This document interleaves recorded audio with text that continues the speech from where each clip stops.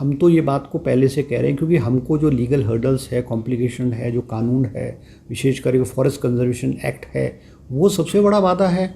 हम सरकार हिमाचल प्रदेश में जो फॉरेस्ट कंजर्वेशन एक्ट है और जो फॉरेस्ट के लोग कहते हैं कि all government waste land is forest land, चाहे वो खाले नाले वो कहीं पे भी हम उठा नहीं सकते। अभी सैंज के जो सैंज क्षेत्र है, आज मैं किसी अखबार में पढ़ रहा था, सैंज क्षेत्र के लोगों ने कहा कि जो NHPC ने पानी छोड़ा उससे जो है वो उनके क्षेत्रों में ज़्यादा पानी आने की वजह से मार पड़ गई, उनको नुकसान हुआ है।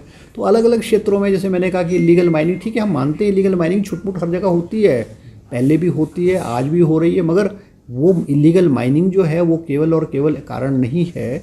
सबसे बड़ा कारण तो डाउनपोर है, बारिश की जो है 3 जुलाई महीने में और कोई 300% जो बारिश ज़्यादा हुई है, और 3-4 दिन जब वो नुकसान हुआ, भारी नुकसान हुआ है, उस वक्त तो आप ये मान के चलो कि 30% ऑफ द रेनफॉल, जितनी पूरी मानसून सीजन में होती 30% रेनफॉल हुई है। तो ये कारण है। ये सर रिवर बेड पे जिस तरह से कंस्ट्रक्शन हो रही है, निश्चित रूप से जैसे मुख्यमंत्री जी ने कहा है कि क्योंकि जो रिवर, दरिया, नाले, खाले हैं, उसके किनारे लोगों ने अपने घर बना लिए हैं, घर बनाए, तो उन्होंने जो है रुकावट पैदा की। अब आप देखिए कि बहुत सारी नदियां हैं, चाहे यमुना है या रावी है, बहुत सारी नदियों को जिसके किनारों को छेड़छाड़ नहीं की गई है, जिसके नज़दीक लोगों ने घर नहीं बनाया, वहाँ नुकसान नहीं हुआ है। और जिन नदियों में विशेष करके जैसे ब्यास है, ब्यास नदी के किनारे जो कुल्लू, मनाली और मंडी के स्ट्रेच में उसको छेड़ा गया है, लोग जो है वो नदी के जो अंदर घुसने की कोशिश की है। तो जब नदियों में कभी ना कभी 10-15 साल बाद जो है वो भारी बारिश और बाढ़ आएगी, तो वो तो निश्चित रूप से नुकसान होगा। अभी मुख्यमंत्री जी ने कहा है कि हम हिमाचल प्रदेश में जो नदियां हैं उसके 100 मीटर्स में जो है वो कंस्ट्रक्शन को बैन करने जा रहे हैं। तो अब निश्चित रूप से कैबिनेट जो है इसमें भी आने वाले समय में फैसला लेगी, ताकि नदियों के किनारे जो है कमर्शियल एक्टिविटीज़ है, खेत है, रेजिडेंशियल हाउसेस हैं, ये ना हों। कौन कौन अभी तो देखो, अभी तो सिर्फ गडकरी जी ने ये बात कही है, और उन्होंने कहा है कि वो IIT मंडी और IIT रुड़की के लोगों को भेजेंगे, और साथ में हमारी जो माइनिंग डिपार्टमेंट की टीम्स है वो आकर के सर्वे करेगी उस हिसाब से, जैसे भी जो, क्योंकि इसमें जो टेक्निकल लोगों को हमको इन्वॉल्व करने का होगा, और किस तरह से नदी में से हम ये जो है रेत बजरी को निकालेंगे, और बीच से कम बीच से तो निकालेंगे। अब अगर हम बीच में अगर वो लेवल डाउन होता, नदियों का लेवल डाउन होता, तो साइडों में मार नहीं पड़ती।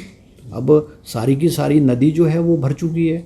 वो पिछले मेरे ख्याल अगर हम 10 साल में अगर लगाएं तो कम से कम वो 10 से 15 मीटर जो है लेवल, नदियों का लेवल जो है वो ऊपर उठ चुका है।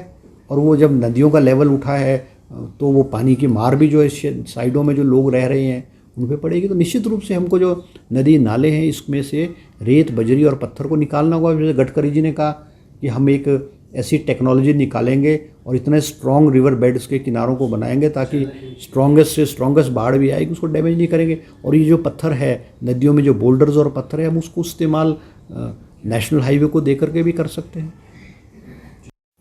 माननीय गडकरी जी जो है हिमाचल प्रदेश का जो है, जहाँ बरसात में नुकसान हुआ है, उस क्षेत्र का गडकरी जी ने मुख्यमंत्री जी के साथ दौरा किया है और उन्होंने अपनी आंखों से जो नुकसान हुआ है उसको खुद देखा है। और उन्होंने माना है कि जितना उन्होंने एक्सपेक्ट किया था उससे कहीं अधिक नुकसान जो है मंडी है, कुल्लू है, मनाली है और वो सारे एरिए में हुआ है।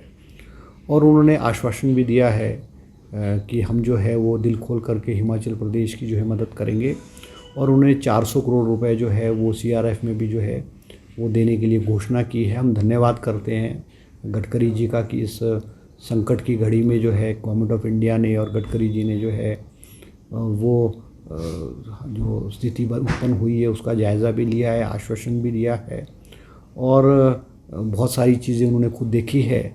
और उन्होंने कुछ सुझाव भी जो हैं वो दिए हैं, जैसे कि गडकरी जी की मैंने कल जो प्रेस कॉन्फ्रेंस है वो सुनी है और उन्होंने माना है कि जो रिवर, नदियों के किनारे जो शहरों को, गाँव को, सड़कों को और स्कीम्स को जो नुकसान हुआ है वो रिवर बेड में जो है, नदियों में जो ओवर डिपोजिशन है कि नदियों में जो रेत है, बजरी है, पत्थर है, उसका बहुत बड़ी मात्रा में इकट्ठा होना जो है वो भी एक कारण है।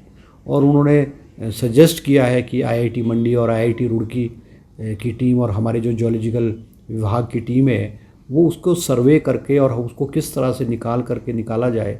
और उन्होंने कहा है कि इसकी जो है कम से कम 2 से 3 मीटर को नदी के जो लेवल है उसको डाउन करने की ज़रूरत है। और जो ब्यास की नदी है उसको स्ट्रेटन करने की ज़रूरत है। वो स्ट्रेट उससे जो है उसमें जो जब पानी भारी तादाद में आएगा तो किनारों पे जो है उसकी मार कम पड़ेगी।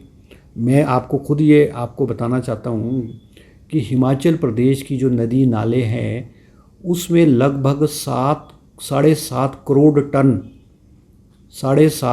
टन हर साल पत्थर, मिट्टी, रेत आता है।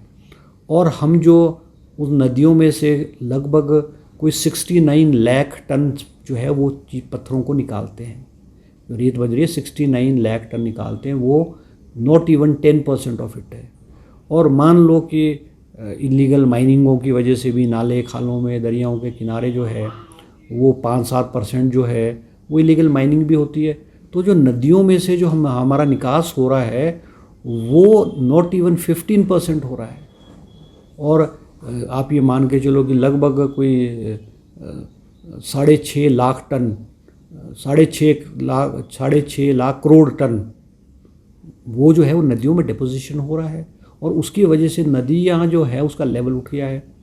अभी national highway authority of India ने भी जो है बहुत सारे ब्रिजेस का जो लेवल है, उनके जो पिलर हैं वो रेत और बजरी और पत्थरों की वजह से भर चुके हैं और वो एक उस लेवल पे ऊपरले लेवल पे आ गए। उन्होंने भी हमें रिक्वेस्ट की है कि उसको रिवर बेड से जो है रेत बजरी को निकाला जाए।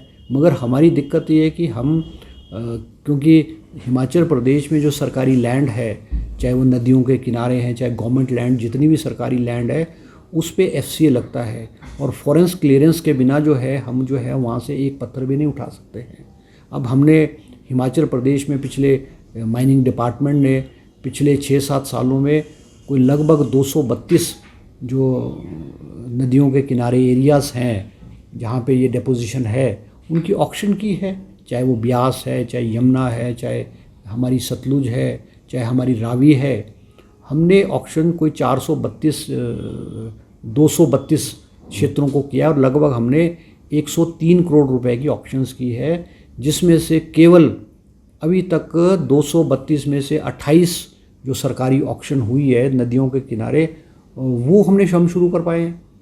204 जो हैं वो ऑक्शन आज तक FCA की क्लियरेंसेस की वजह से रुके हुए हैं।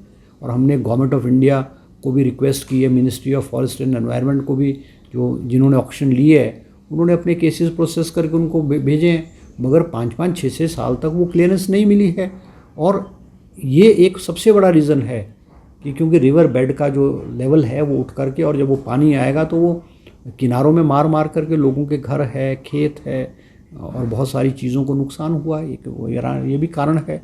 और गडकरी जी ने इस बात को माना है और हम गंभीरता से लेकर के अभी मुख्यमंत्री जी दिल्ली गए हैं। मुख्यमंत्री जी के आने के बाद हम एक हाई पावर कमेटी को फॉर्म करके और IIT मंडी और IIT कुल्लू, IIT ये खड़गपुर, उनके साथ टेक्निकल उसको किस तरह से हम कर सकते, डिपोजिशन को क्लियर कर सकते हैं।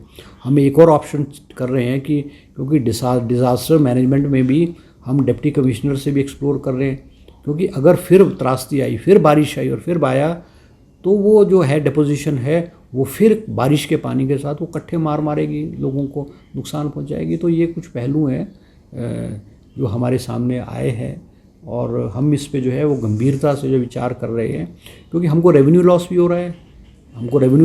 अगर हम इन एरियाज़ को ऑक्शन कर देंगे, हम ऑक्शन करेंगे तो आप ये मान के चलो कि जो रिवर बेड की डिपोजिशन है वो कम से कम हमको कोई 200 से 250 करोड़ रुपए का और रेवेन्यू जो है वो आएगा।